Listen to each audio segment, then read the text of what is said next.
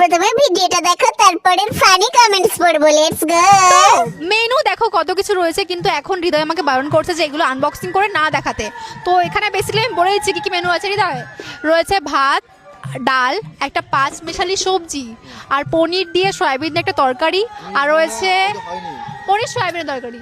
ওইটা দিয়ে সব টোটাল দিয়ে একটা, মানে পনির দিয়ে সয়াবিন দিয়ে সব কিছু দিয়ে একটা করেছে। আনবক্সিং পার্সেল না, না আনবক্সিং মেনু।